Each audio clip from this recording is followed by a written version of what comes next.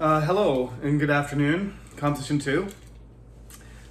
This is a bit of a COVID hybrid class technique, which we're going to utilize because we just had a 4-day weekend, long weekend, which is great.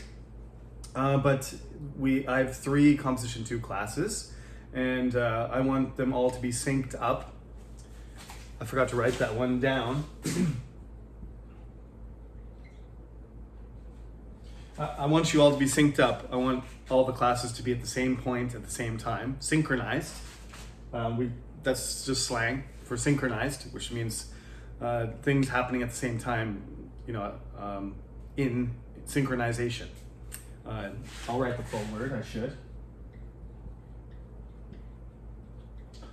Just like the sport in the Olympics, in English, we call it synchronized swimming, when 12 very talented sort of artistic gymnastic swimmers do their ballet performance in the pool.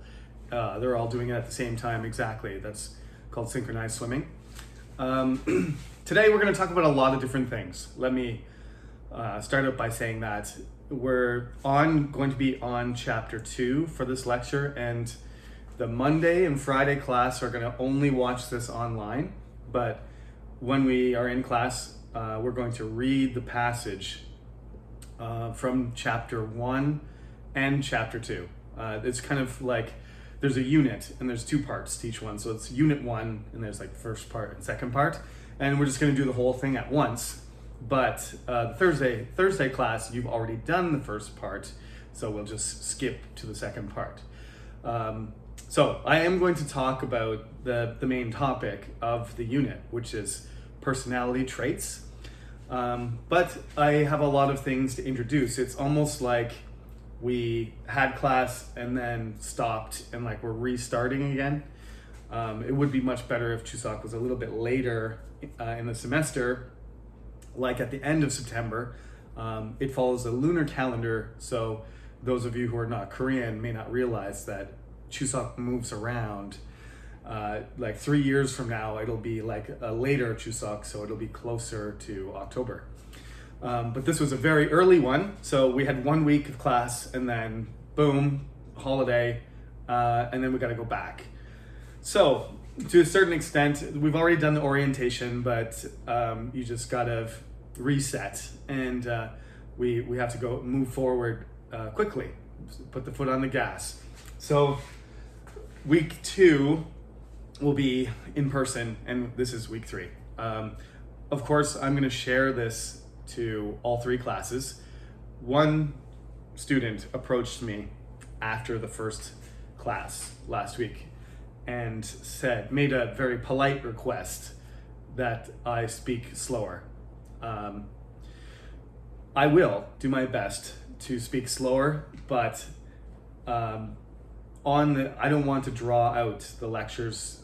Inevitably, these lectures online, the recorded ones, some professors do them very quickly. I try to keep them down to like 30 minutes, but I always fail at that. I end up needing to explain more stuff, and I start to speed up how fast I speak. So in person, in class, if I speak very quickly in this video, I apologize, but I'm trying to squeeze a lot of things into the class.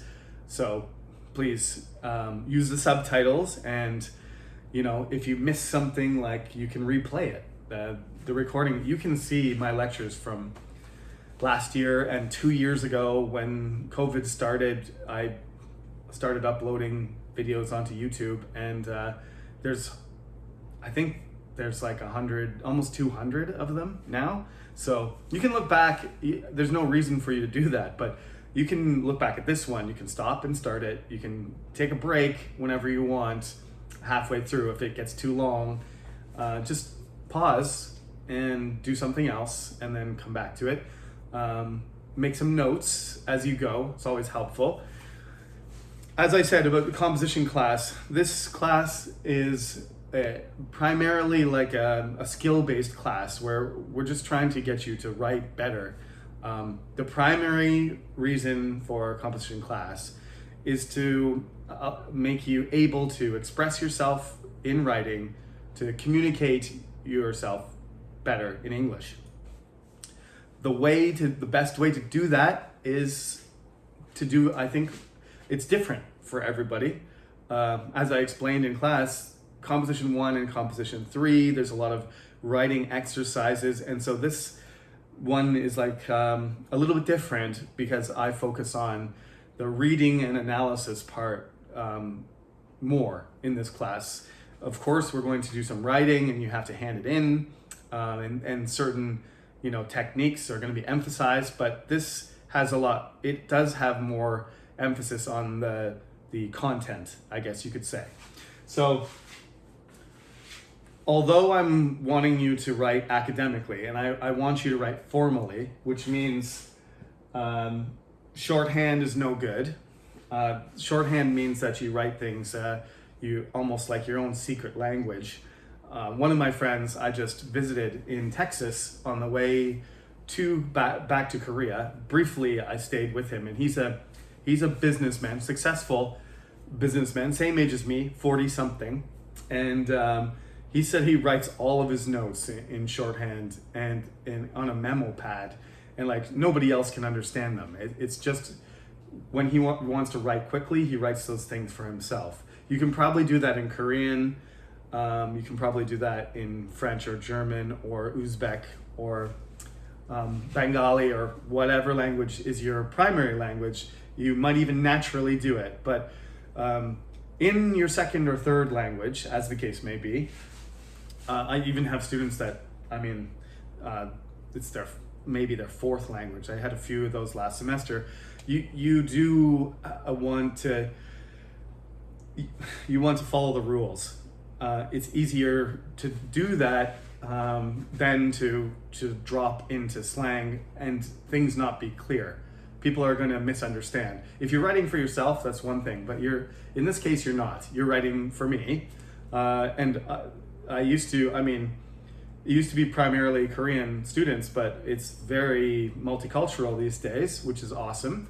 And so if you guys use your own techniques, individual techniques and influences from your own language, I'm not going to be able to follow your arguments. So you do have to limit these abbreviations and slang. We teach, even if English is your first language, this is an ESL class.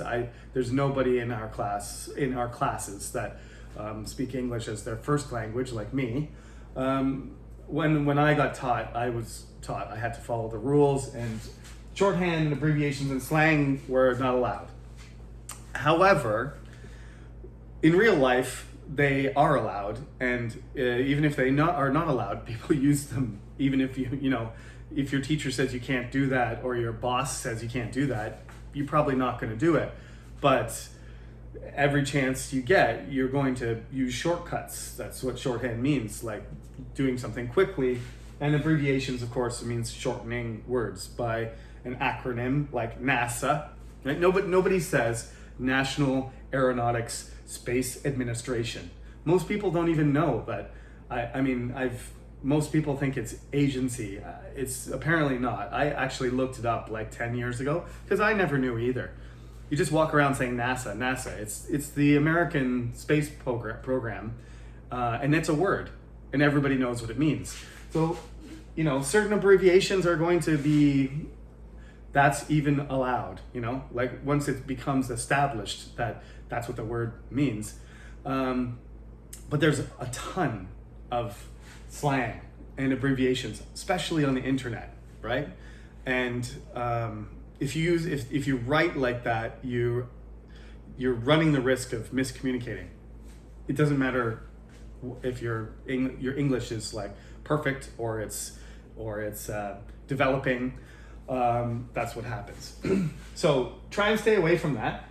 But I do love a good shortened word, like synced up. I just said synced up. Like let's sync up, let's synchronize. There is an expression, most def, which means most definitely, and it's just a very easy way to agree with somebody. Like, do you want to go out tonight and go to a concert? And say Mos Def. All you have to say. It's almost a laconic, Spartan kind of way of responding. 2 simple words. Most definitely. Cut down to Mos Def. Now, the reason I thought about this particular abbreviation is because there is a famous rapper, an American rapper named Mos Def, which he is, he's very influential in general. He influenced me and anybody my age. He was popular in the 1990s. 1999, he released my favorite song by him called Mathematics.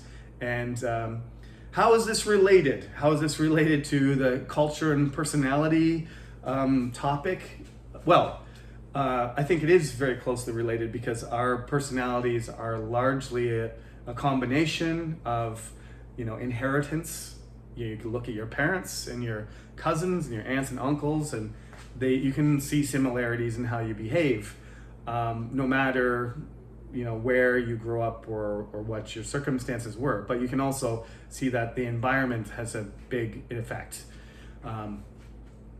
Now that everybody understands that there's a scientific explanation for what you look like and how tall you are and what color your hair is and stuff like that, we have to remember that the formation and development of human beings, like this topic on personality, is closely related to our environment. And it's not like you're intrinsically going to be a certain way. You're not destined to be a certain way without any variation. The circumstances of your life, actually, according to scientific studies, sociological studies, they are more important than your genetics, right? They're more important to your education, your environment, your circumstances, to the outcome of whether you're going to be successful. That's more important. All of you who are studying in this class are lucky to be in university. I myself went to university. I'm a professor and I'm doing my PhD, and I'm a lucky person to have had the chance to do it. And for my situation to have given me the chance, right? I could have missed the chance. I could have gotten bad grades and not studied and not continued my education, but I had the chance. But some people don't have that chance. And Mos Def talks about that. He's not really talking about personality. He's talking about cultural forces and what happens to people. So again, I think it's important in this class to talk about the ideas and to discuss them, and that the insight that you have into your own life, into what's happening in the world today is as important as just basically learning English skills. So why don't we do them both at the same time? Why don't we study English and talk about these important ideas at the same time? We're going to take a look at Mos Def's famous song, Mathematics. One, because the message of it is important. Two, because he's a master lyricist. Rappers are, we still have poets, we still have people writing poetry, but let's be honest, poetry doesn't have the force and the importance that it did 400 years ago when Shakespeare was writing his plays and his sonnets. The poets of the 21st century, some of the greatest poets of the 21st century, let me say, are rappers. And Mos Def, I think he's of the highest order of that type of writer, that type of lyricist, that he's a singer, he's a rapper, and he's skilled at saying the words, but just the words themselves and the meaning and how he puts it all together, it's brilliant. And Mathematics is probably my favorite rap song ever. And I do like a lot of different types of music, but this one I think is very powerful.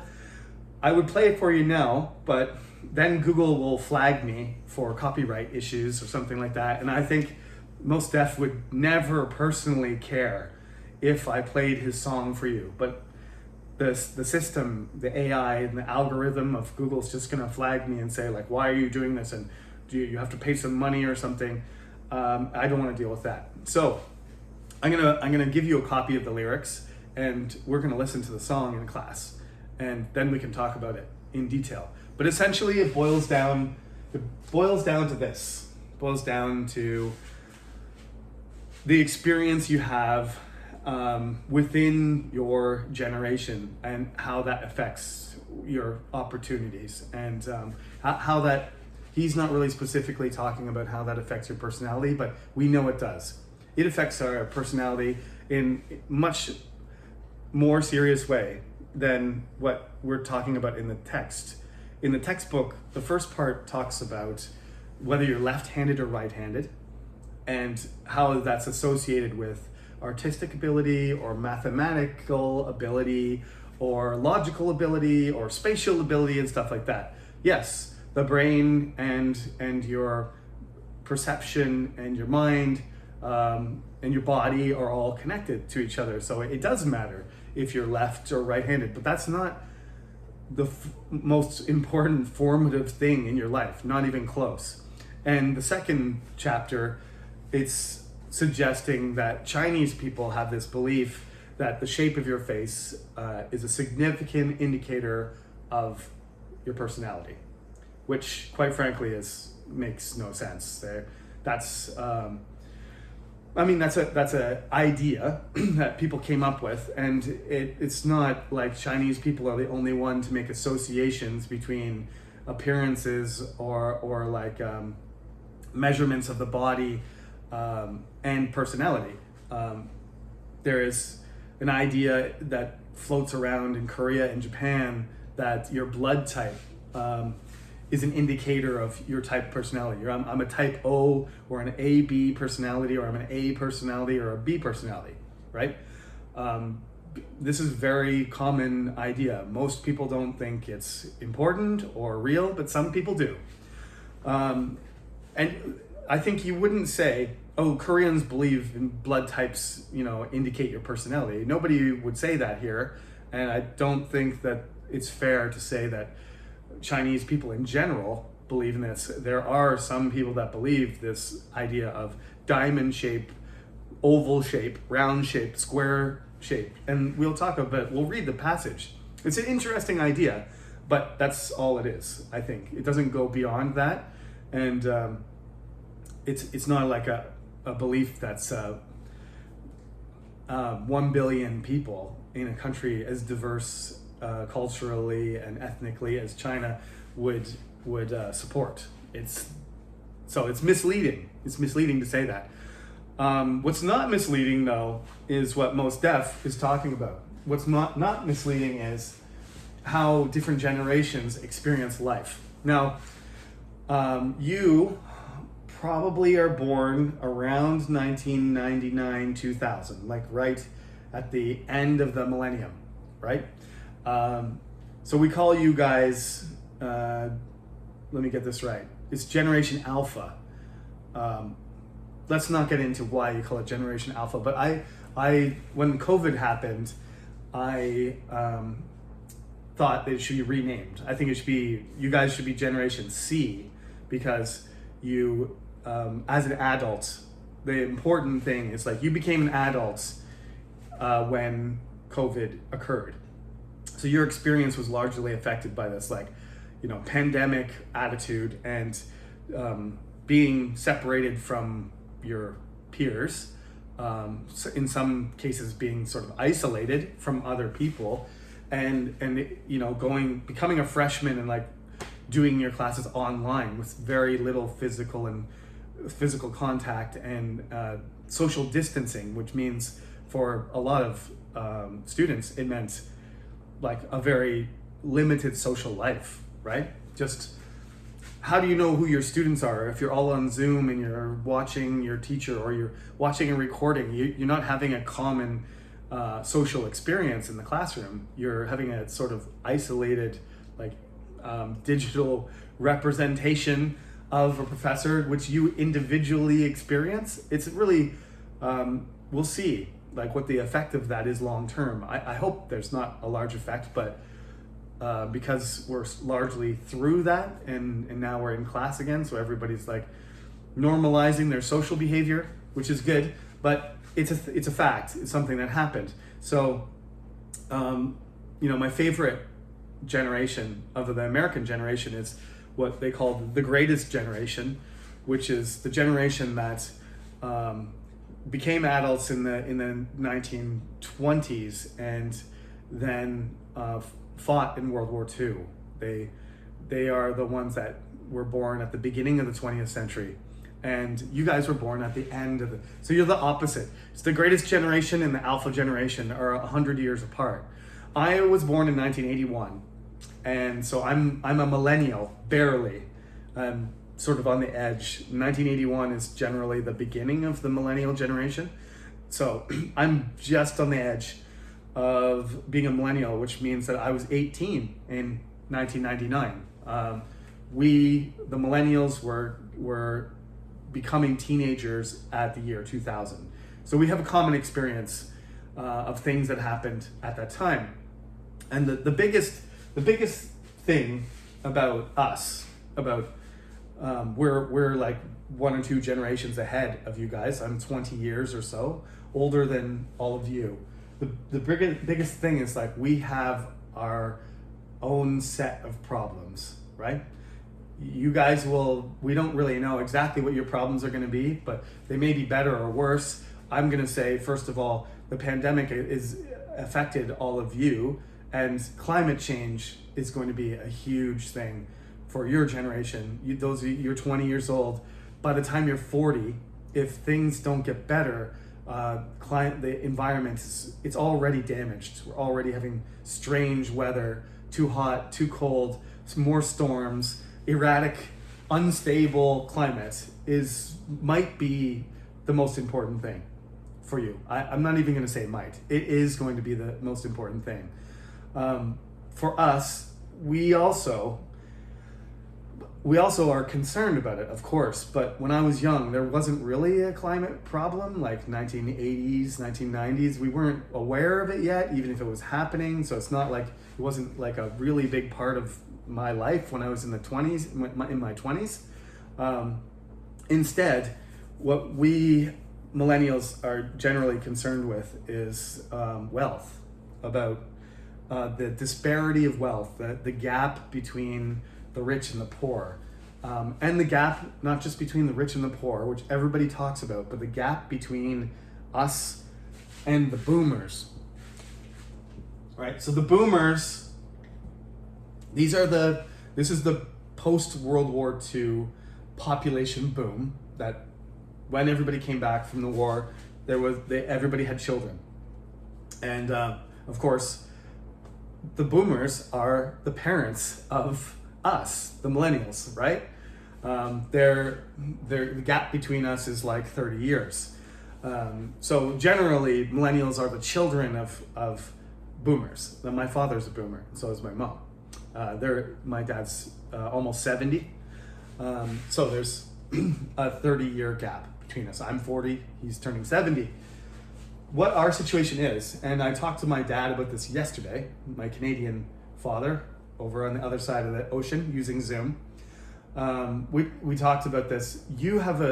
Maybe your situation is as bad or worse. When we graduated from university, the job market was a lot different, and the amount of money that we could make and the cost of education versus how much money we could make started to separate, to the point where, like now, what I did, which was I had a part-time job and I worked in a factory to support myself.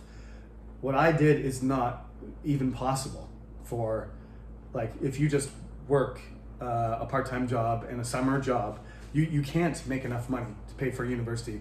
The cost of university has gone up and up and up, and the amount of money you can make has almost stayed the same.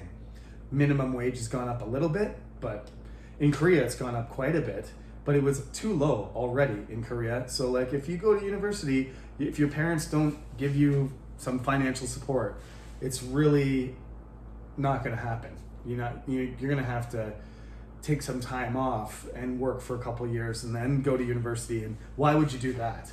It's just not realistic. My dad had no problem borrowing money and making money. I shouldn't say no problem, but he could do it with relative comfort. And now it's literally a struggle just to make enough money for your spending money. It's tough.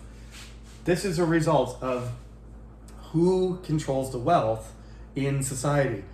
Boomers who were born in the 1950s and 1960s, they had, when they were 40 years old, they had 22% of the wealth in the United States, right? And now, my generation, the millennials, we have 7. So I have money, I have a house, so do many of my friends who are 40, but we have 7%. We have 3 times less money than my parents did, right? If this trend continues, right? If this trend continues into your generation, all of you are going to have even less money compared to us, and then compared to the baby boom generation. I don't know how it's going to play out, what kind of trend, but there's a lot of things going on right now, and globalization has a lot to do with that, is that people are moving all over the place and shopping around and paying less or more money. And if you're a really rich person who has a company that's in many different countries, you can make a lot of money and avoid paying a lot of tax. And you can just turn into Elon Musk and Jeff Bezos and Mark Zuckerberg, right? Not that it's easy to do that, or Bill Gates. All these people are representative of how huge the gap is, right? Those people have, thousands and thousands of times more money than the average person. It's getting really out of control. National governments can't control this situation. I think there's also benefits to this kind of situation. We are the most educated generation so far, the millennials, and you will be more educated than us.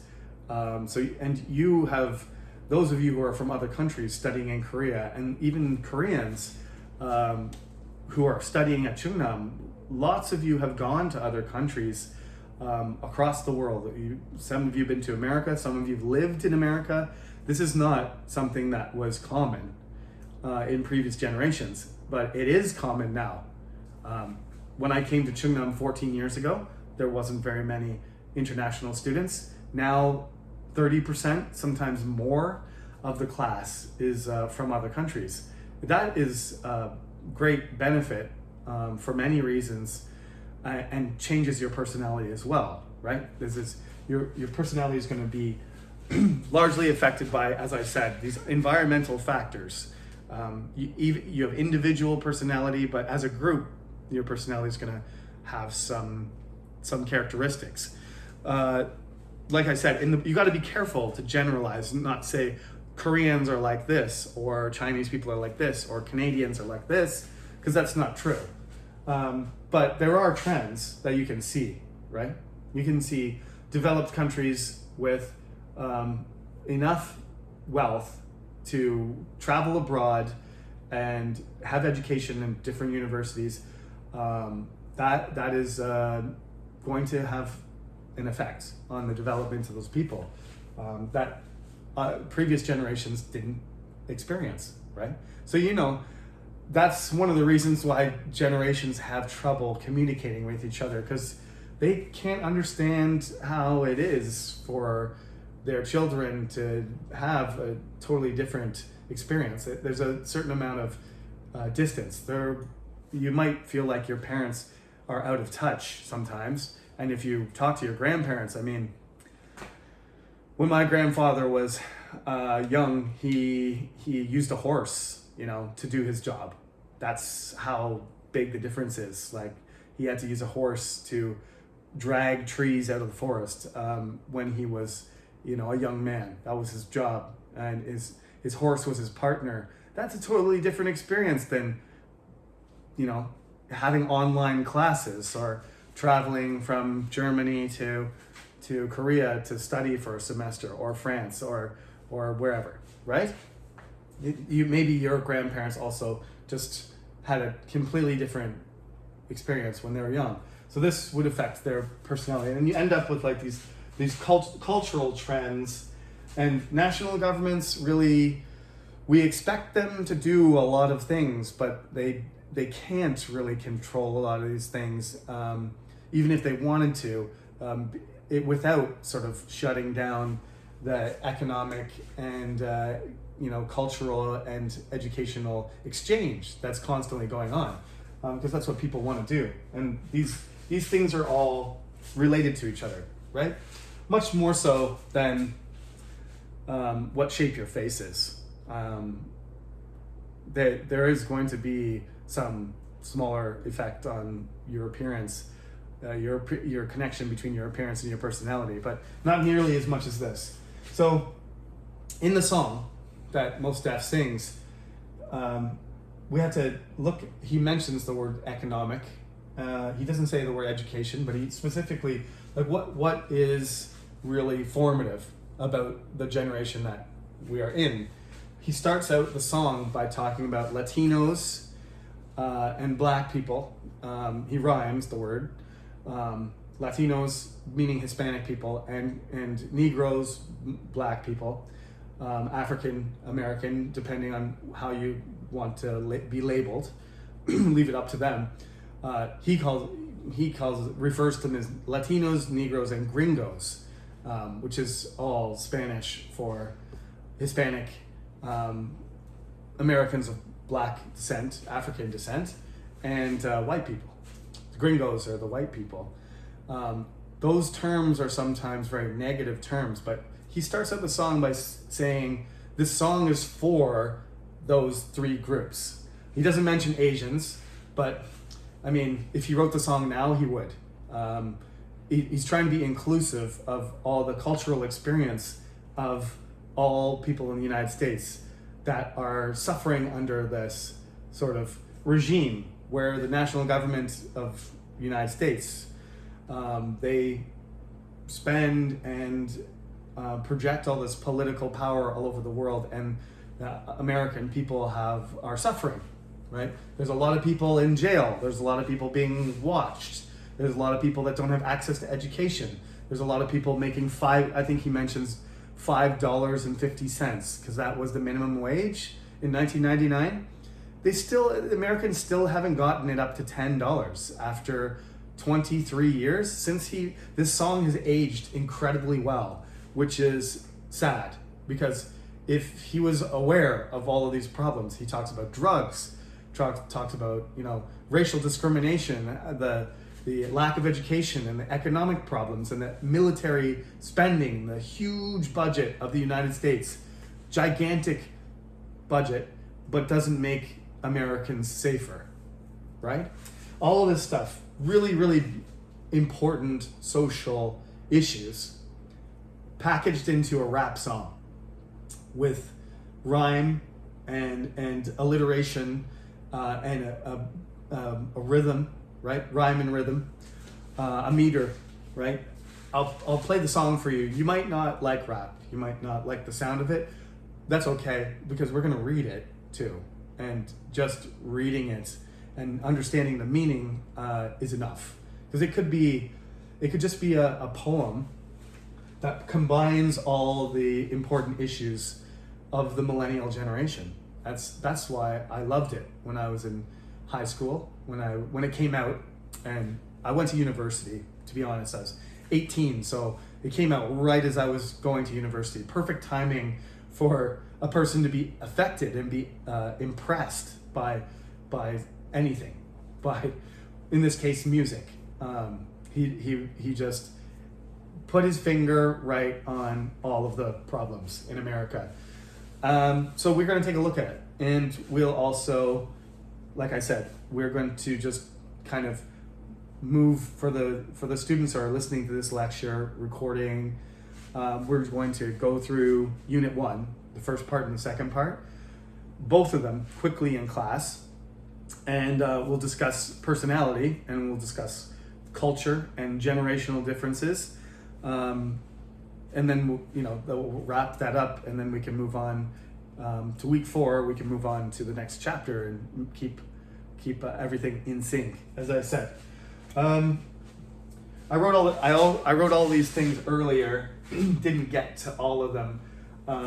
The title is Personality Matters, and I should mention that I am a 16th century British literature scholar, which means for you that probably doesn't mean a lot unless you're an English major and you've taken some classes about Shakespeare or about John Milton or Spencer or Thomas More. Any of these other people are very familiar to me. Like I said, in that day and age, like, poetry was the thing. The novels didn't exist. Shakespeare wrote plays, so did other people, but poetry was a main form, was the main form for people to express themselves. One of the things that you do in poetry is you use a lot of figures of speech. This one is called a double entendre, which is a terrible pronunciation of the French double entendre, which means two meanings of something. Listening to something and it has two meanings.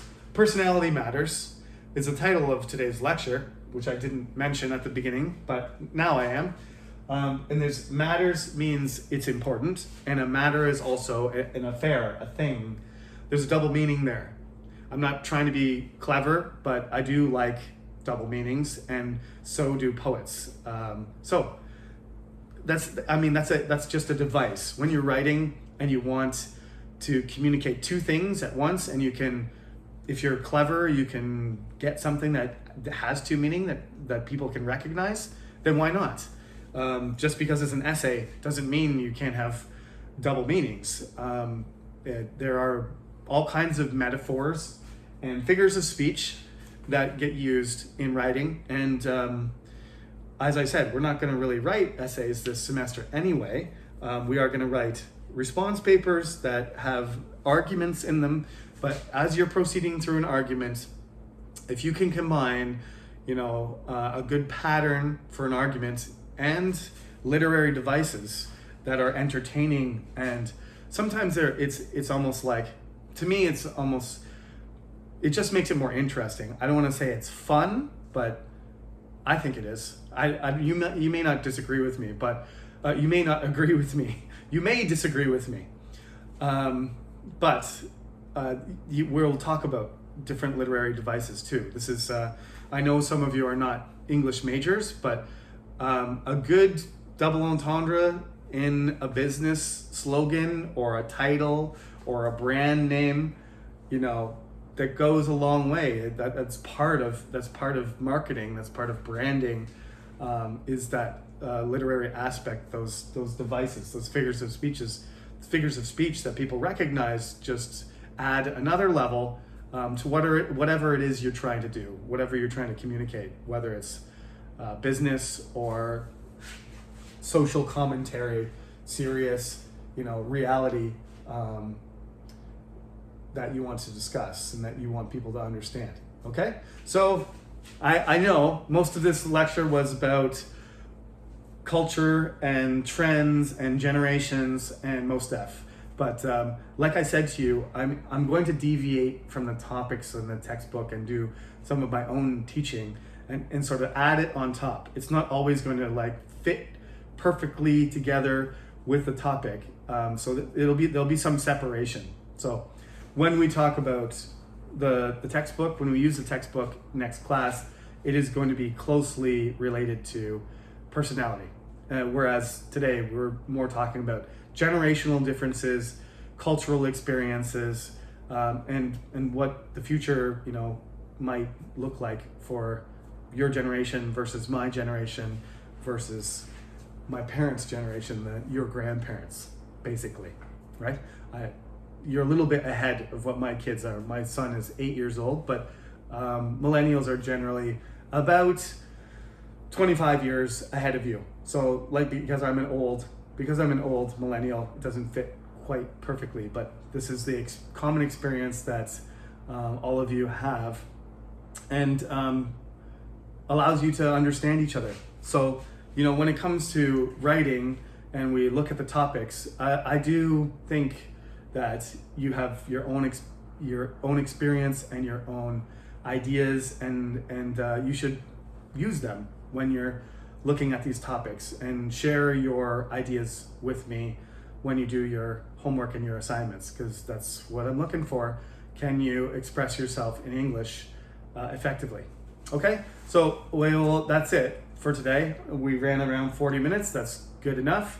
And I'll see all of you in class to do the week 2 stuff before you watch this one. Have a good day.